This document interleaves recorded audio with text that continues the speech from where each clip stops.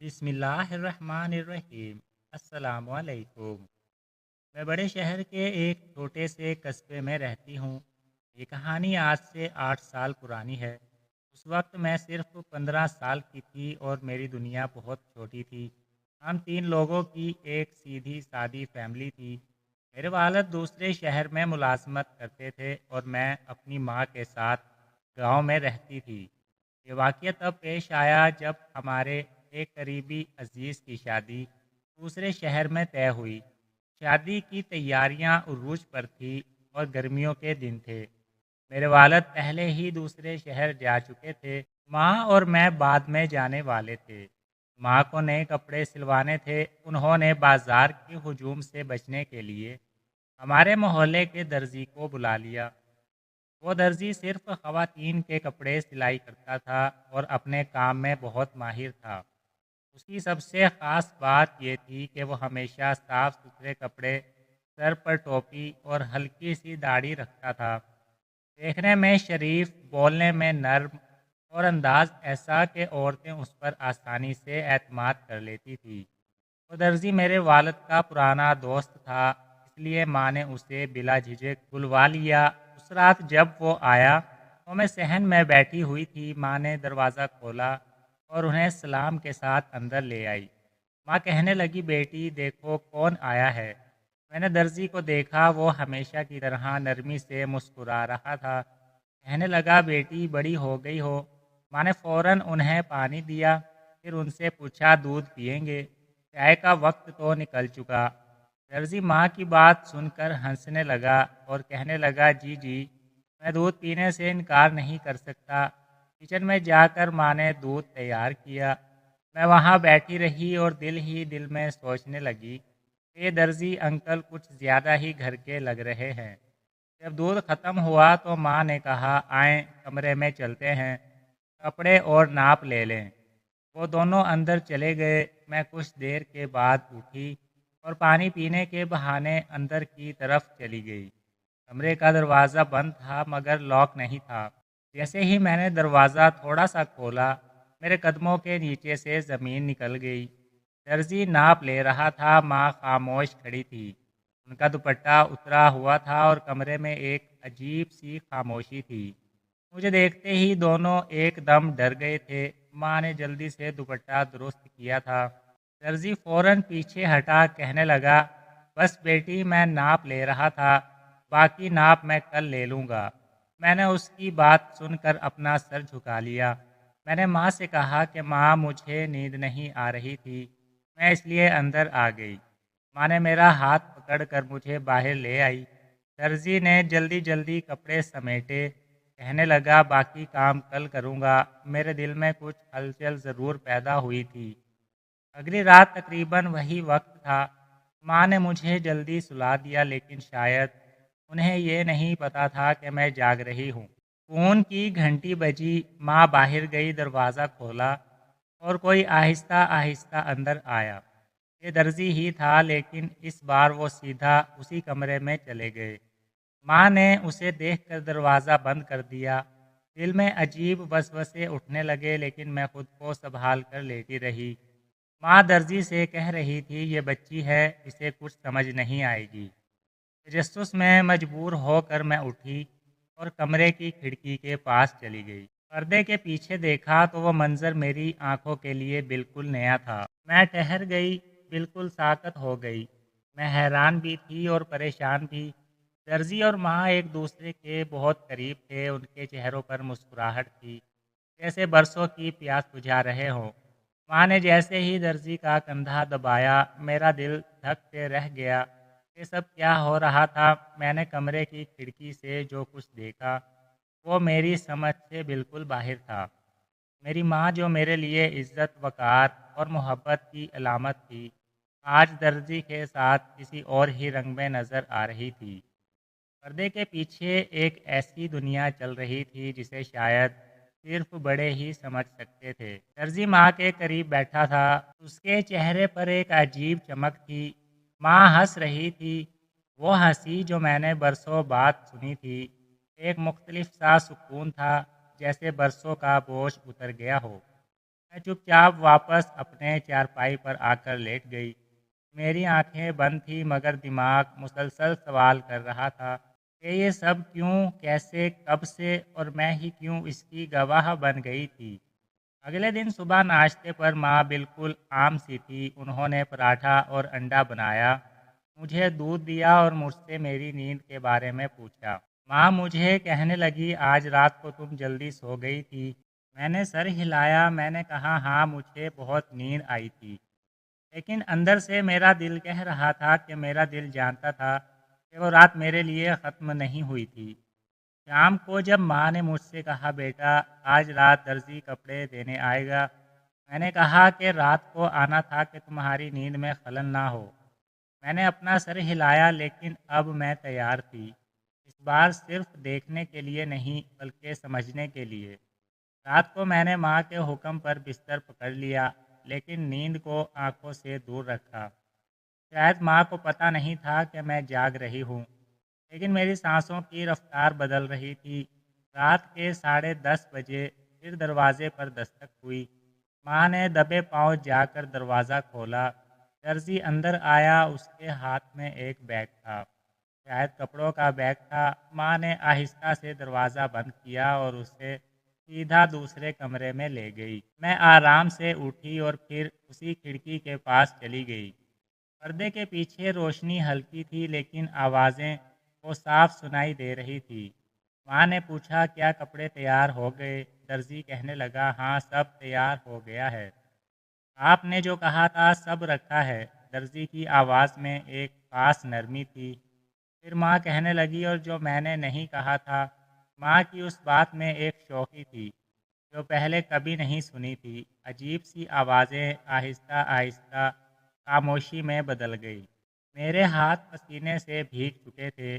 یہ سب جو ہو رہا تھا وہ کسی ڈرامے کا سین نہیں تھا، یہ میری زندگی تھی، میری ماں کی حقیقت تھی۔ تقریباً آدھے گھنٹے کے بعد میں واپس اپنی جگہ پر آ چکی تھی۔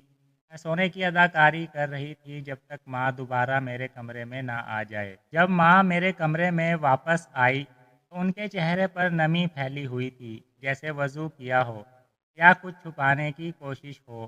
میرے سر پر ہاتھ پھیرا اور آہستہ سے کہا بیٹی تم بہت اچھی ہو، ہمیشہ میرے قریب رہنا۔ میں نے آنکھیں بند رکھی مگر دل میں عجیب سا درد پیدا ہو رہا تھا۔ اگلے دن ایک نیا رخ سامنے آیا۔ درزی روز آنے لگا، کبھی دوپہر کو، کبھی شام کو، کبھی ماں کے کہنے پر۔ گھر میں ان کی آمد بڑھنے لگی۔ محلے میں لوگوں نے سوال کرنے شروع کر دیے۔ عورتیں ماں سے پوچھا کرتی کہ یہ درزی آپ کے گھر روز کیوں آتا ہے، کوئی خاص کام ہے؟ ماں ہمیشہ مسکرا کر جواب دیتی میرے شوہر کے پرانے دوست ہیں، کام بھی ہے اور اعتماد بھی۔ مجھے یہ اعتماد اب بوجھ لگنے لگا تھا۔ ایک دن دوپہر کو میں اسکول سے جلدی واپس آ گئی۔ گرمی بہت زیادہ تھی، میری طبیعت کچھ بوجھل ہو رہی تھی۔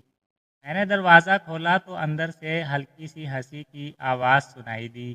میں آہستہ قدموں سے صحن سے گزری اور کچن کے پاس والے کمرے میں اندر جھانکا تو درزی اور ماں دونوں موجود تھے۔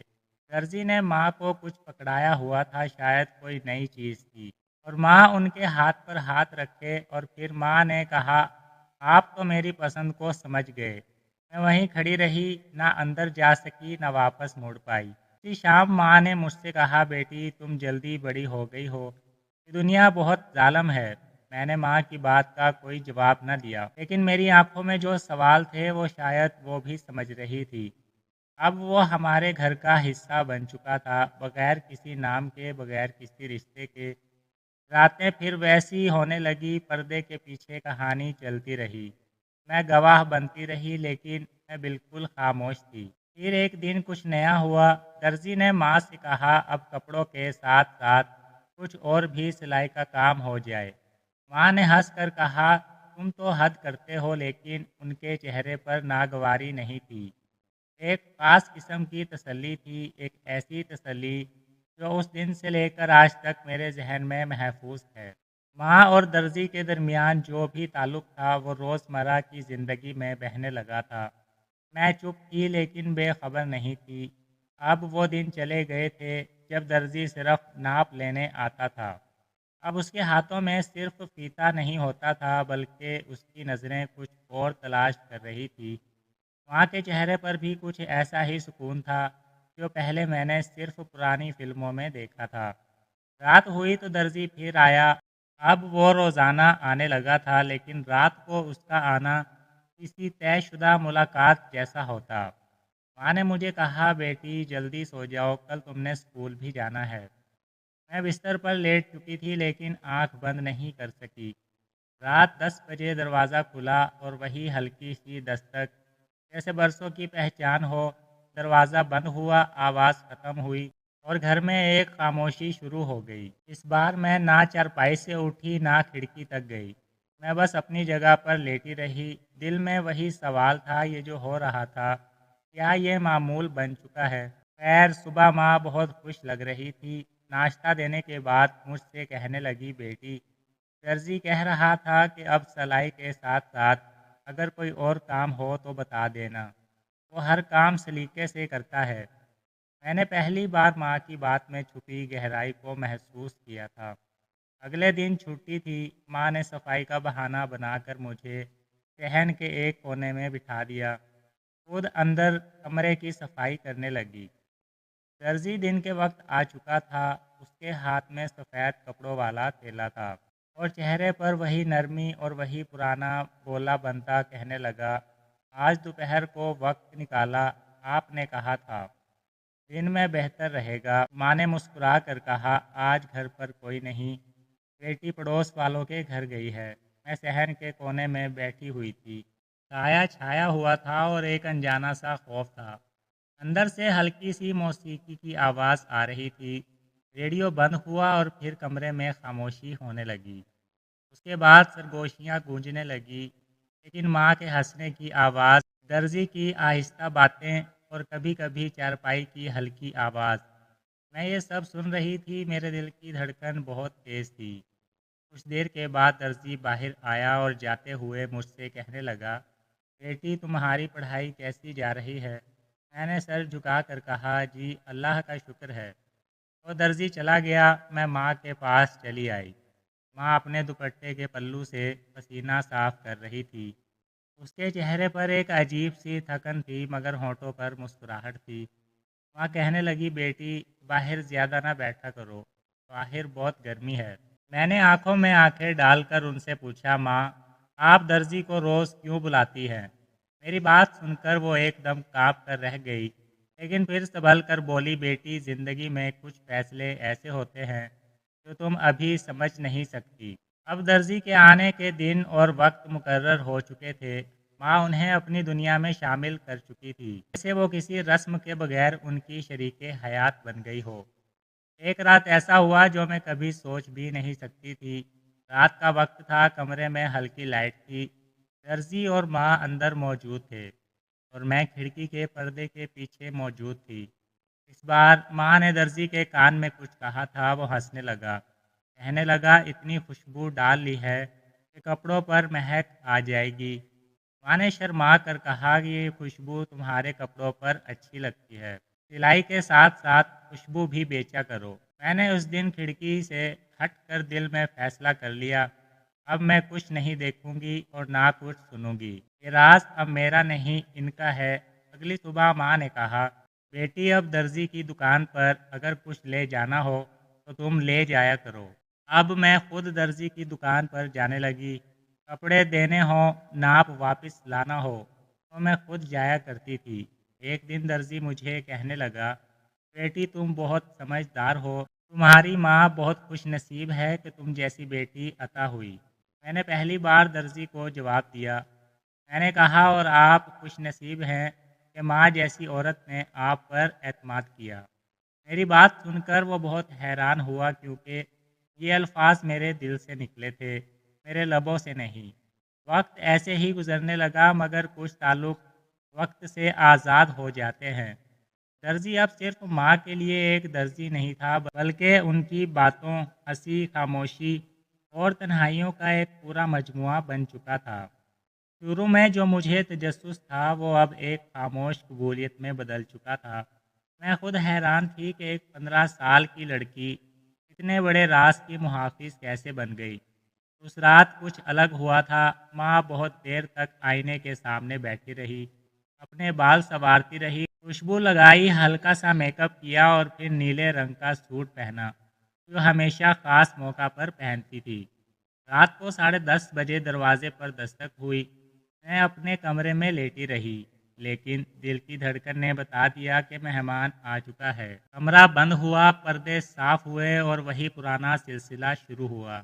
लेकिन इस बार मैं खिड़की के पास नहीं गई, ना मैंने खिड़की से कान लगाए।